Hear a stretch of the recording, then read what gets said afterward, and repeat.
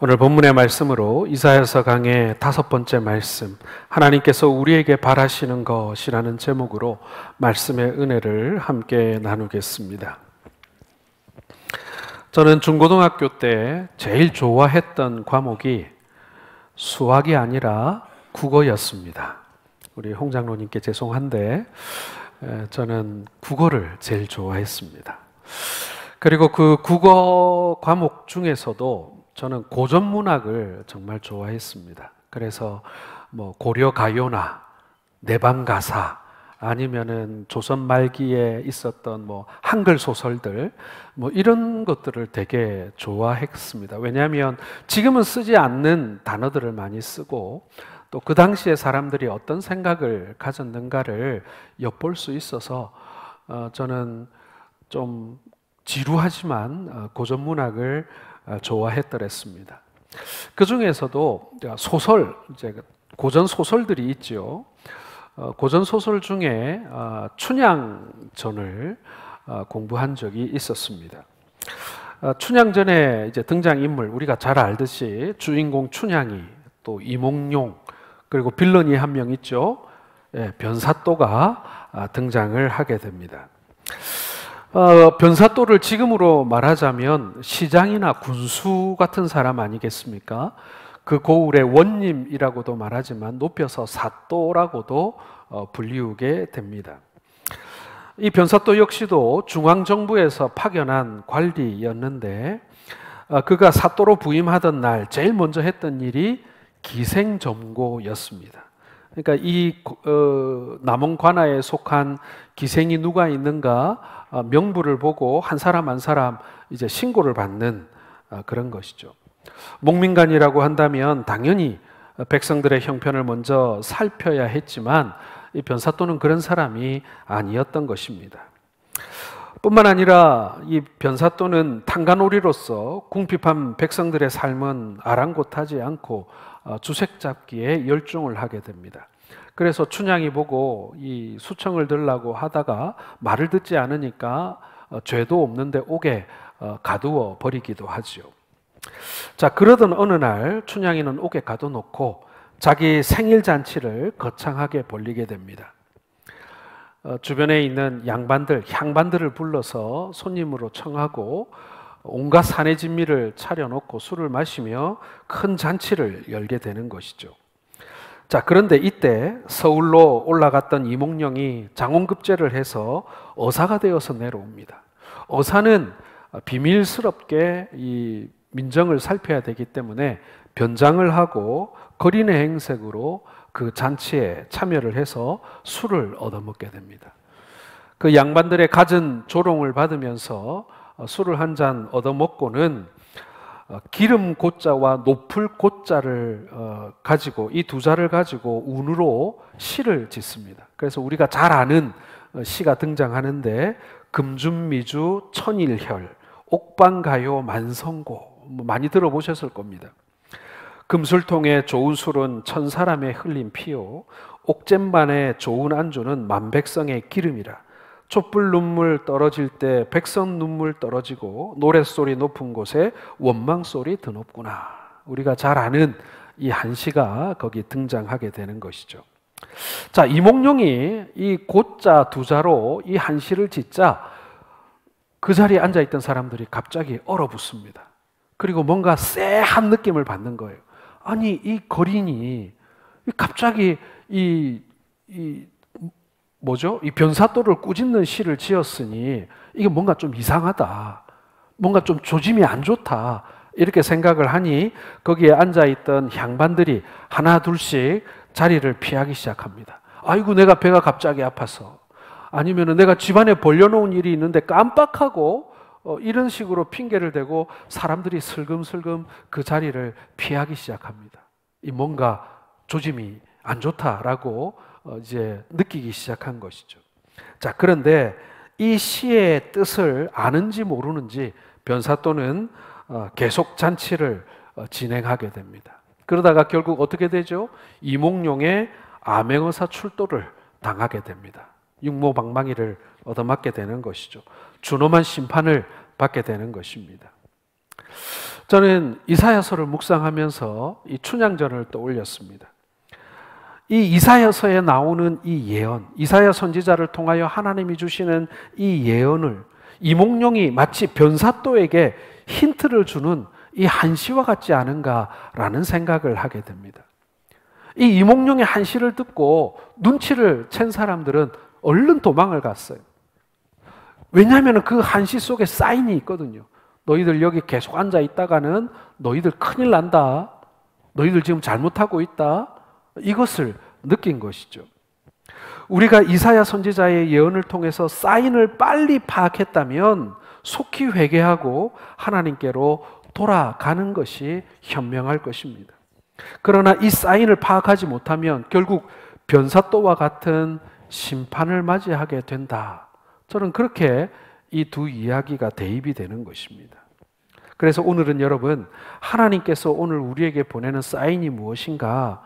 이스라엘 백성들에게 어떤 사인을 보내셨고 또 지금을 살아가고 있는 우리들에게 이 하나님의 사인은 어떤 의미인가를 함께 살펴보는 그런 시간을 갖도록 하겠습니다.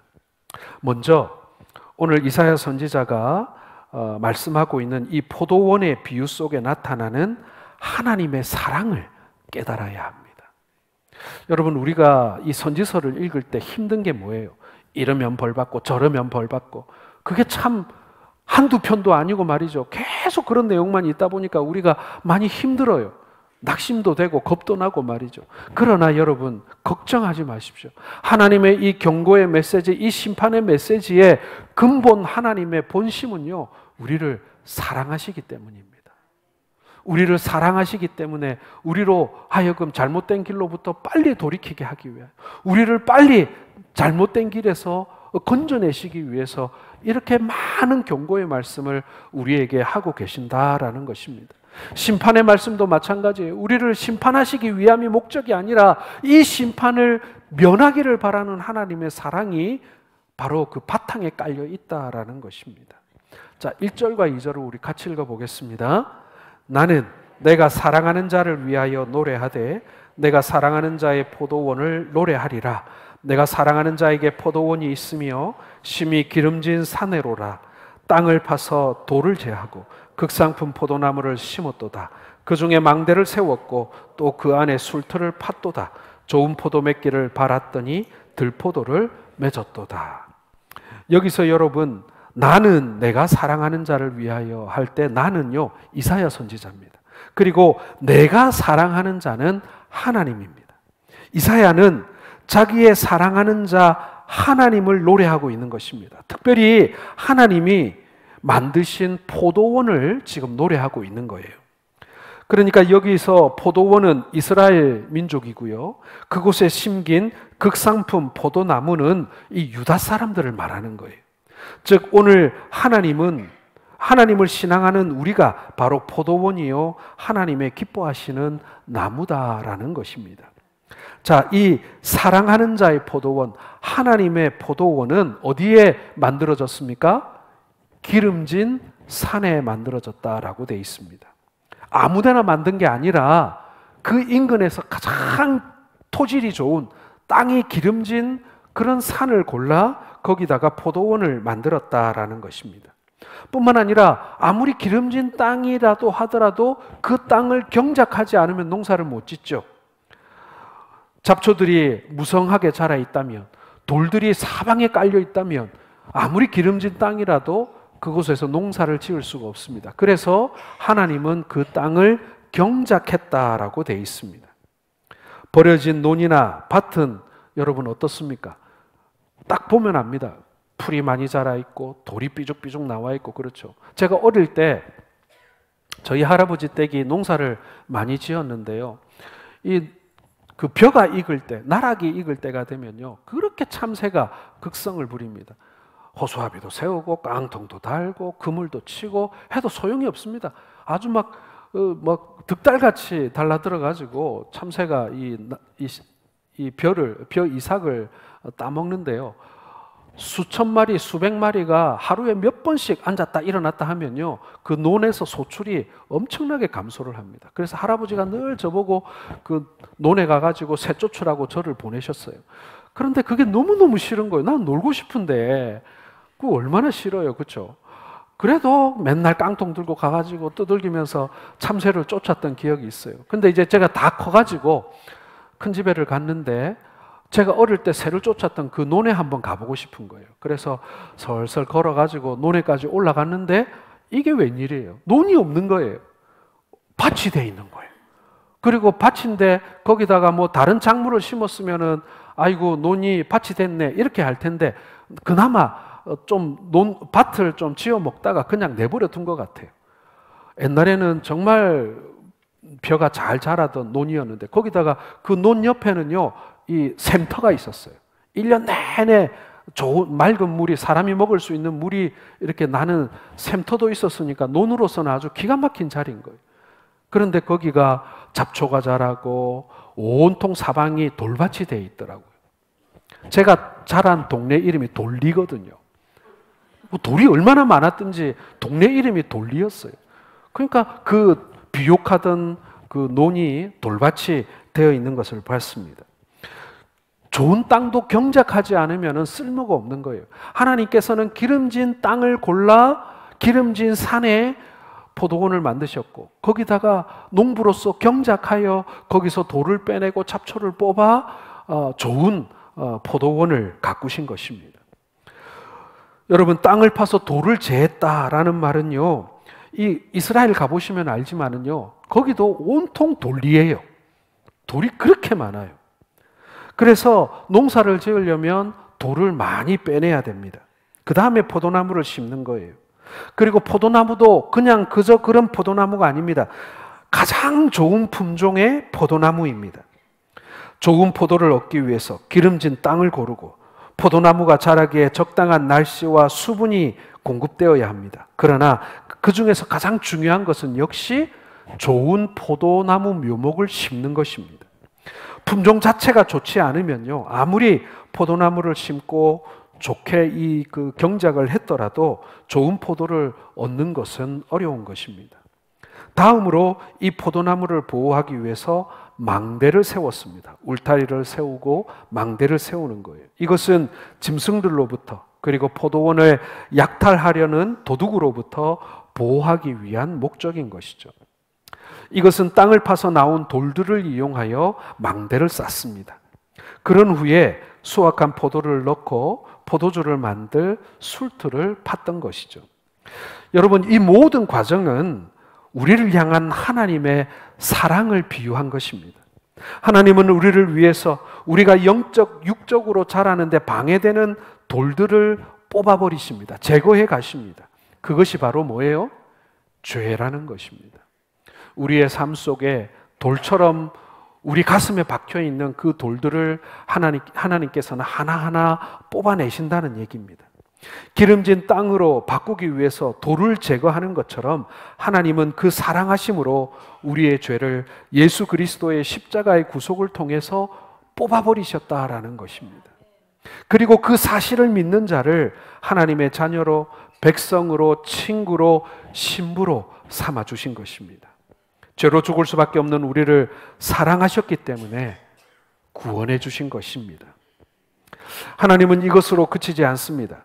포도원에 망대를 세워 포도원의 포도나무를 보호하셨듯이 보혜사 성령님을 통해서 우리를 사단으로부터, 죄로부터 보호하시고 지켜주신다라는 것입니다. 그리고 하나님은 성령님을 통해서 우리를 새 사람으로 거듭난 삶을 살도록 인도해 주십니다. 거룩함으로 변화를 원하는 우리의 삶이 성화의 삶, 하루하루 예수님을 닮아가는 날마다 조금씩 거룩해지는 그러한 삶을 살도록 우리를 인도해 주셨다라는 것입니다. 왜요? 우리의 삶에 좋은 열매를 기대하셨기 때문에 그렇다라는 것입니다. 자, 그런데 말입니다. 이렇게 좋은 땅에 돌도 다 뽑아내고 말이죠. 극상품의 포도나무를 심었으니 이제 결과는 당연히 어떠해야 합니까? 좋은 열매가 달려야 되는 것입니다. 그런데 결과는 이스라엘 백성들은 좋은 포도 대신에 들포도를 맺었다. 이렇게 말씀하고 있습니다. 여러분, 이 들포도는요, 헬라어 성경에 보면 가시나무 엉겅퀴라고 해석되어져 있습니다. 아니, 포도나무에 포도가 달려야지 거기에 가시가 달리고, 아니 탱자가 달리고 엉겅퀴가 웬 말입니까? 이건 말이 안 되는 일이 벌어졌어요. 히브리어 사전에 보면요, 이 들포도는 나쁜 냄새를 가지고 있다, 악취를 내다 라는 뜻과 같은 이 비슷한 단어로 사용되고 있습니다. 라틴어 성경에 보면요, 쓰고 신 포도라고 설명되어져 있습니다. 종합해 보면 결국 들포도라는 것은 포도로서 가치가 없는 그런 열매다라는 뜻인 것입니다. 우리 어린 시절을 시골에서 보내신 분들은 산에 가면 야생 포도가 있습니다. 뭐죠? 머루죠, 머루. 머루는 맛있습니다. 입이 시커멓게 되도록 머루는 따먹어 볼 만합니다. 몸에도 좋고 맛도 좋고. 우리는 들포도라 그러면은 야생 포도, 머루 이렇게 생각을 하는데, 여러분 여기서 등장하는 들포도는요, 사람도 짐승도 먹을 수 없는 악한 열매입니다. 머루가 아니에요. 이렇게 형편없는 열매가 맺혔다라는 것입니다. 여러분, 왜 이렇게 모든 조건이 잘 갖추어졌음에도 불구하고 왜 이런 열매가 달렸다는 말입니까? 이것은 자연 법칙에도 맞지 않는 것 같고요. 이건 뭔가 많이 잘못되었다는 뜻 아니겠습니까? 오늘 하나님께서 바로 이 포도원의 비유를 이 이사야 선지자를 통해서 예언을 주신 것은 무엇입니까? 지금 너희가 크게 잘못되었다 라는 것을 알려주고 계시는 것입니다. 여러분, 병든 사람이 병을 고칠 수 있는 첫걸음이 뭡니까? 내가 병들었다는 것을 인정해야 됩니다. 내가 병들었다는 것을 인정 안 하면요, 병원을 안 가요. 나는 문제 없다고, 나는 지금 아무 문제 없다고, 잘 자고 잘 먹고 화장실 잘 가고, 내가 뭘 아프다고 그러냐? 그 의사가 잘못 본 거다. 병원에 안 가면 어떻게 되는 거예요? 결국 그 병으로 죽는 것입니다. 오늘 하나님께서는요, 이스라엘 백성들에게 너희가 지금 뭔가 많이 잘못되었다는 것을 인정하라는 거예요. 너희가 들포도를 맺었다라는 것을 인정하라는 거예요. 거기에서부터 모든 문제가 이제 해결될 수 있는 거예요. 즉, 우리로 하여금 죄를 자각하고 회개의 자리에 앉으라 라고 말씀하고 있는 것입니다. 거기에 가서 앉지 못하면요, 어떤 문제도 해결될 수가 없습니다. 자, 그렇다면 오늘 이 포도원 비유 속에서 하나님이 말씀하시는 들포도는 구체적으로 뭘 말씀하고 계시는 건가? 이스라엘 백성들이 도대체 어떤 열매를 맺었기에 이런 하나님의 책망을 들어야만 했는가? 자, 7절 같이 보겠습니다. 무릇 만군의 여호와의 포도원은 이스라엘 족속이요 그가 기뻐하시는 나무는 유다 사람이라. 그들에게 정의를 바라셨더니 도리어 포악이요 그들에게 공의를 바라셨더니 도리어 부르짖음이었도다. 이게 여러분 들포도의 모습인 거예요.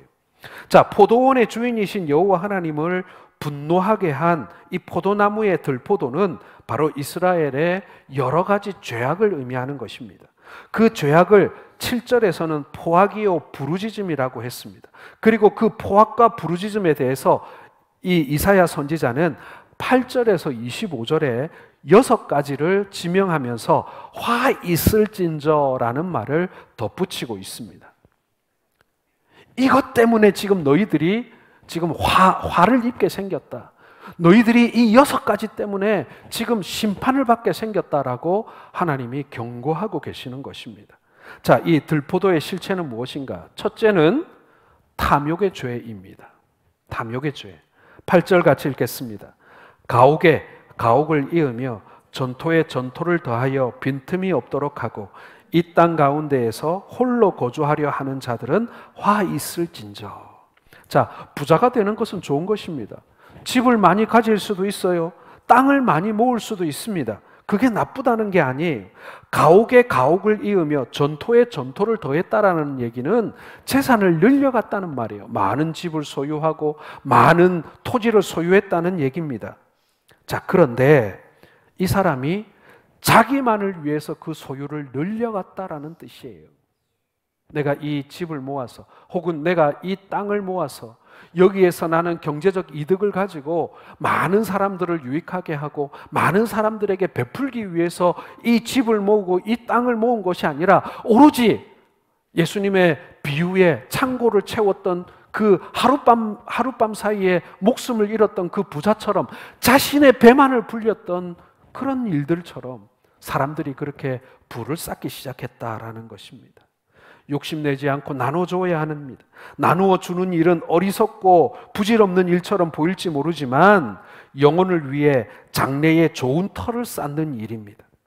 탐심을 쌓으면 후대의 욕심의 열매를 거두게 되고 자손들이 복을 받지 못하게 됩니다. 여러분, 많은 분들이 재산을 모으고 이렇게 하는 걸 보면서 이거 다 어디다 쓰려고 그래요? 그러면요, 본심을 얘기하면 다 뭐냐면 우리 자식들한테 많이 물려주려고. 그게 어떻게 보면 보편적이고 상식적인 사람들의 생각인 것 같습니다. 나도 많이 쓰고 그리고 내 자식들한테 넉넉하게 물려주고 싶은 마음이 아마 부모들의 마음인 것 같습니다. 그러나 여러분, 우리의 자녀들에게 잘 모으는 것도 가르치고 잘 쓰는 것도 가르쳐야 하는데 잘 모은 재산만 나누어 줄 뿐 사람들의 유익을 위해서 나누고 베푸는 것을 못 가르치면 어떤 일이 벌어집니까? 나중에 그 자손들이 복을 입지 못합니다. 그리고 그 자손들이 그 재물을 지키지도 못합니다. 결국에는 다 남의 것이 돼버리고 말고요. 그리고 결국에는 그 자녀들은 그 재물이 덫이 되어 불행한 삶을 살게 되는 것입니다. 내가 뿌린 것이 없으니까, 내가 베푼 것이 없으니까 내 자녀들이 받을 복도 돌아오지 않는 것입니다. 복은요, 외출을 잘합니다. 내가 베푼 복은요, 아주 멀리 외출을 해서 뺑뺑뺑 여행을 하다가 나중에 우리 아들의 집, 우리 딸의 집으로 찾아옵니다. 절대로 바로 나가서 뒷문으로 들어오지 않아요. 그게 복의 성격입니다. 유다 백성들은 바로 이와 같이 자신의 배만을 불리는 탐욕의 죄를 지은 것입니다. 이게 바로 들포동인 거예요. 두 번째로 여러분, 술 취함과 방탕의 죄를 말하고 있습니다. 11절입니다. 아침에 일찍이 일어나 독주를 마시며 밤이 깊도록 포도주에 취하는 자들은 화 있을진저. 자, 유다 백성들이 술을 좋아한 것 같아요. 아침에 일찍 시작해서 밤 늦게까지 독주와 포도주를 부어 마시며 취했다. 아니, 오전에는 그래도 좀 볼일 좀 보고 오후에는 좀 다른 일도 좀 보다가 저녁부터 좀 마시지, 이렇게 생각을 하는데 이 사람들은 아침 일찍 일어나서부터 밤 늦게까지 술을 마시고 취해 있었다. 신약 성경에도 보면 에베소서 5장 18절에 술 취하지 말라, 이는 방탕한 것이니 오직 성령의 충만을 받으라고 우리에게 명령하지 않으셨습니까? 처음에는 사람이 술을 먹다가 나중에는 술이 사람을 마셔버립니다. 그리고 방탕에 빠지게 됩니다. 우리 주변에서 일어나고 있는 많은 사건, 사고를 보면 반드시 이 술 취함이 그 배경이 되는 경우가 많습니다.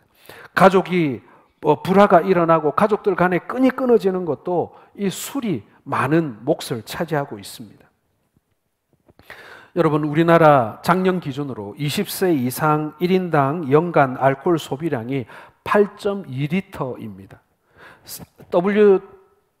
WHO에서 말하는 세계 평균은 얼마냐면요, 5.5리터예요. 한국 사람들 술 정말 많이 마십니다. 가히 취중 국가라고 말할 만하다, 이렇게 어떤 칼럼에 적어 놓은 것도 본 적이 있습니다. 많이 취해 있다라는 것, 그리고 많이 마신다라는 것입니다. 여러분, 이 술을 마시는 이유가 무엇입니까? 그 술이 주는 위안이 있는 거예요. 그 술이 주는 그 망각의 위안이 있는 거예요. 그런데 이 쾌락의 정도, 이 우리의 감각을 둔하게 만드는 이 약효는요, 오래 가지를 못해요. 술을 아무리 많이 마시고 많이 마셔도 해결되지 않는 이 감정, 마음, 스트레스가 있거든요. 그러면 그 다음에는 뭘 취하게 되느냐? 더 센 걸 취하게 되는 거예요. 약물인 거예요. 마약인 거예요. 여러분, 이 방탕함은요, 발전합니다. 방탕함은 어느 정도에서 멈추지 않습니다. 계속 발전합니다. 오늘 이스라엘 백성들이 아침 일찍부터 밤 늦게까지 술에 취해 있었다라는 것은 그들의 방탕함의 정도를 말해주고 있는 것입니다. 술 취함과 방탕함은 항상 밀고 당겨주는 관계예요. 같이 가는 거예요. 적당함이 없습니다. 셋째는 빈정거리는 죄가 들포도라는 것입니다. 자, 18절과 19절을 한번 같이 읽어보겠습니다. 거짓으로 끈을 삼아 죄악을 끌며 술의 줄로 함같이 죄악을 끄는 자는 화 있을진저. 그들이 이르기를 그는 자기의 일을 속속히 이루어 우리에게 보게 할 것이며 이스라엘의 거룩한 이는 자기 계획을 속히 이루어 우리가 알게 할 것이라 하는도다. 여러분, 이 말을 좀 이해하기 어렵죠? 이 뭐 비슷한 말이 막 반복되고 이게 좀 해석하기가 좀 어려운데 제가 쉽게 풀어서 말씀드리겠습니다. 이 말씀은요, 이스라엘 백성들의 말이에요. 이스라엘 백성들이 지금 하나님한테 하는 말이에요. 하나님, 우리에게 죄가 있어서 우리를 심판하시겠다고 말씀하시는 겁니까? 자, 그렇다면 우리가 좀 죄를 좀 많이 좀 지어보겠습니다. 지금 짓는 것보다 한 2배로 한번 지어보겠습니다. 그러면 당신이 당연히 좀 심판을 좀 빨리 하실 수 있겠지요? 하나님, 한번 빨리 심판해 보십시오. 우리가 눈으로 확인할 수 있게 한번 해보십시오. 이거 무슨 뜻이에요, 여러분? 비아냥거리는 거예요. 우리가 지금껏 숱하게 죄를 지어왔지만 하나님께서 우리를 속히 심판하지 않으셨어요. 우리 아버지도 나도 우리 아들도 이렇게 죄를 짓는데 하나님 한 번도 우리를 심판하지 않으셨잖아요, 지금껏. 그러니 우리가 죄를 조금 더 지어 볼 테니 한번 심판하시려면 우리가 한번 심판할 수 있도록 이 증거를 한번 보여주십시오.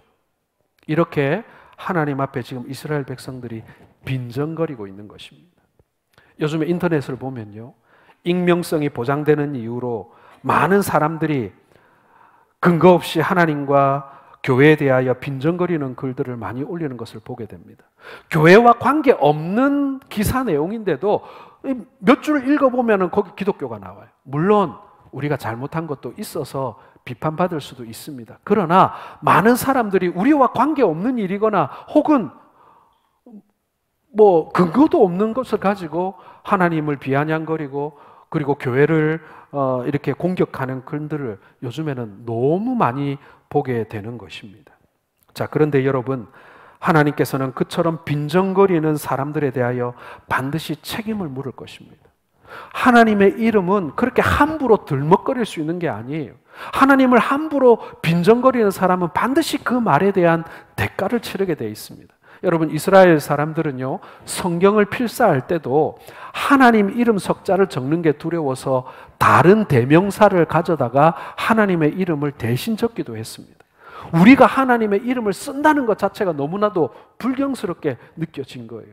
뿐만 아니라 필사를 하다가 하나님의 이름을 기록할 때는 필사자가 필사를 멈추고 손을 씻고 와서 다시 하나님의 이름을 썼다라고 할 정도로 하나님의 이름은 경외되어야 하고 존중받아야 하는 이름인 것입니다. 그러나 하나님의 이름으로 그들이 비아냥거리고 빈정거리고 모욕하고, 여러분, 그것이 그저 그렇게 지나가는 것이 아니라 반드시 그들은 그 빈정거림과 모욕과 거짓의 대가를 치르게 될 것이다 라고 경고하고 있는 것입니다.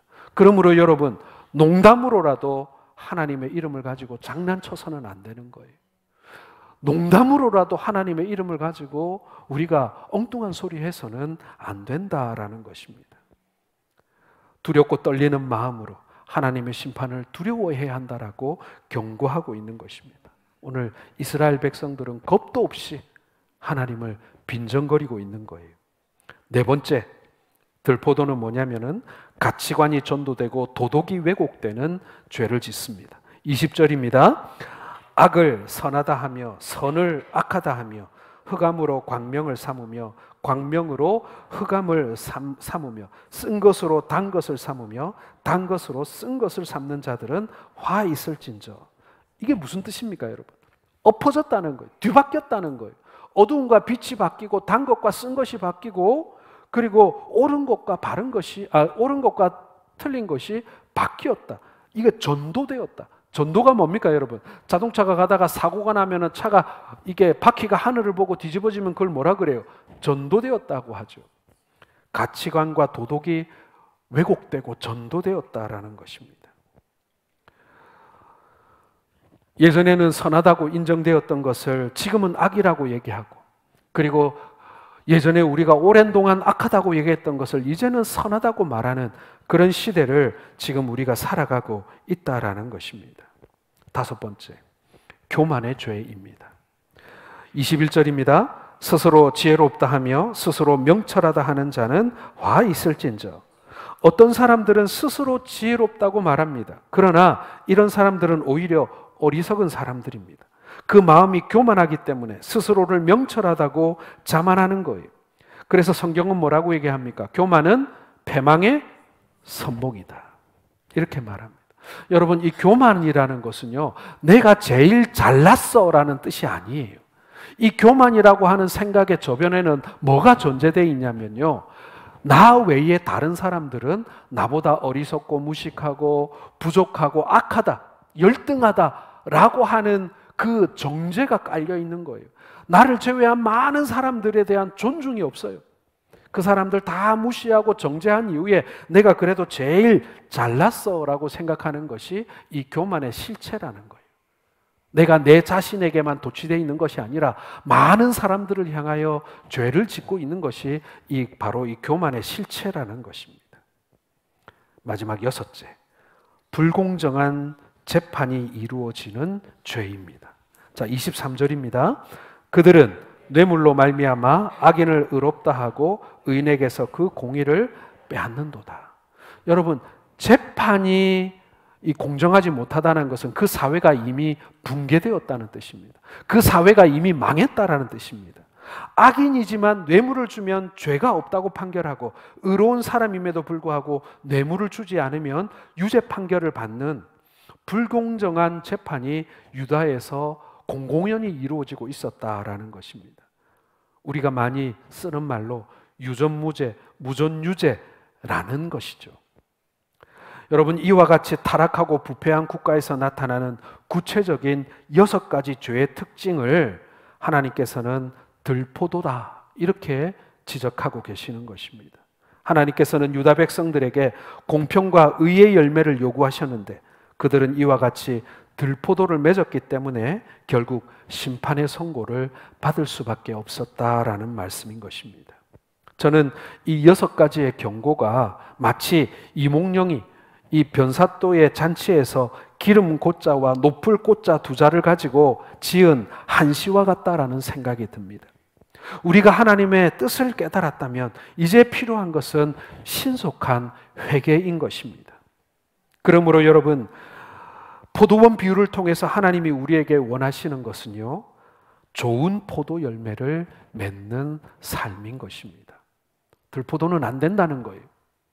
좋은 포도 열매를 맺는 것이 우리의 의무라는 것입니다. 우리를 위해서 하나님께서는 모든 좋은 조건을 다 만드셨습니다. 그러므로 우리는 반드시 좋은 포도 열매를 맺어야 한다라는 거예요. 7절 같이 읽겠습니다. 다시 한번. 무릇 만군의 여호와의 포도원은 이스라엘 족속이요 그가 기뻐하시는 나무는 유다 사람이라.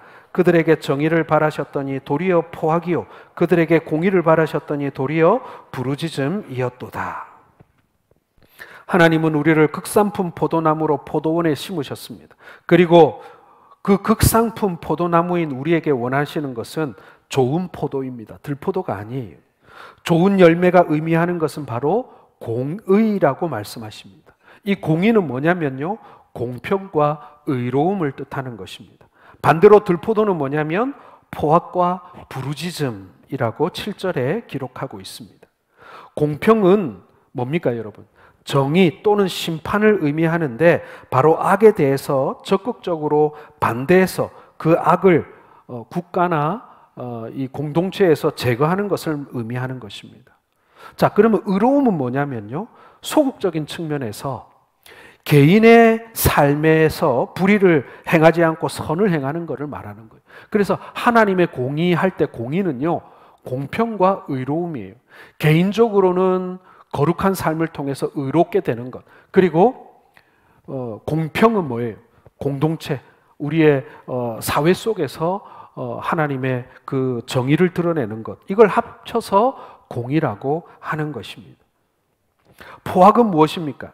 포악은 히브리어 사전에 보면 유혈, 즉 피를 흘리는 것이라는 거예요. 지도자가 무력을 사용해서 백성들을 억압하는 것, 혹은 내가 무언가 좋은 것을 얻기 위해서 정당한 매매를 하거나 노동을 하는 것이 아니라 칼을 들고 가서 누군가를 해치고 그의 것을 빼앗아오는 것, 이게 바로 포악이라는 것입니다. 무죄한 피를 흘리는 걸 말하는 거예요. 그리고 부르짖음은 뭐냐면요, 이 악행으로 말미암아 고통 가운데 울부짖는 것을 의미하는 것입니다. 여러분, 그런데 어떤 사회가 불의하고 불의한 사람들이 판치게 되면 제일 먼저 피해를 당해서 부르짖는 사람들이 누구입니까? 권력자나 부자들입니까? 아니죠. 그 사회에서 가장 가난하고 약한 사람들이 제일 먼저 피해를 입습니다. 그래서 여기서 부르짖음이라는 것은요, 약자들의 고통의 부르짖음을 말하는 거예요. 사회가 어려워지고 경기가 나빠지면 제일 먼저 이 가난한 서민들부터 제일 고통을 받는 것 아니겠습니까? 하나님은 우리를 통해서 이 땅에 하나님의 공의가 이루어지기를 원하십니다. 세상에서 하나님의 말씀으로 무장한 그리스도인들이 이 땅의 악을 제어하고 제하며 살아가기를 원하십니다. 공의의 실천을 통해서 하나님의 뜻이 하늘에서 이루어진 것처럼 이 땅에서 이루어지기를 원하십니다. 악행으로 이웃을 압제하고 괴롭히는 것이 아니라 선을 행함으로 이웃에게 선한 덕을 끼치기를 하나님께서는 원하시는 것입니다. 하나님께서 우리를 많은 사람들 가운데 구속하여 주신 것은 우리가 이 세상 가운데 빛과 소금으로서 공평과 의로움을 나타내므로 하나님의 영광을 드러내기 위함인 것입니다. 사랑하는 성도 여러분, 하나님이 원하시는 것이 무엇입니까? 하나님이 원하시지 않는 것이 무엇입니까? 들포도와 좋은 포도 열매의 차이 아니겠습니까? 우리가 잘 알듯이 사람의 제일 되는 목적은 하나님을 영화롭게 하고 그분을 영원토록 즐거워하는 것입니다. 하나님을 영화롭게 하고 그분을 영원히 즐겁게 하는 것을 우리가 하나님의 자녀로서 이 죄악된 세상에서 하나님의 사랑을 모르는 자들에게 하나님의 사랑과 공의를 나타내는 것이라고 할 것입니다. 여러분, 우리가 어려운 시대를 살아가고 있습니다. 많은 사람들이 자기만을 위해 살아갑니다. 세상이 자기 자신을, 한 사람을 중심으로 돌아가기를 바랍니다. 남을 위해 헌신하거나 희생하거나, 그리고 남의 입장이 되어주는 것은 배부른 소리처럼 들리곤 합니다. 하나님께서 오늘 우리에게 바라시는 것이 무엇입니까? 우리를 지극히 사랑하시는 하나님께서 우리에게 바라는 것, 그것은 바로 독생자 예수 그리스도를 통하여 우리를 구속해 주신 그 의미를 깨닫고 우리가 예수 그리스도를 닮아가 이 세상에 공의를 행하는 것, 이 세상을 좀 더 예수 그리스도로 말미암아 살기 좋은 세상을 만들어가는 것, 내가 그러한 삶을 살아가는 것, 오늘 하나님께서 바라시는 좋은 열매가 아니겠습니까? 우리 이 말씀을 듣는 우리 성도 여러분, 하나님의 심판과 경고의 말씀을 부담스럽게만 여기지 마시고 이 말씀 속에 담아 놓으신 하나님의 사랑과 하나님의 바람을 기대하시는 우리 모든 성도들 되시기를 주님의 이름으로 축원합니다.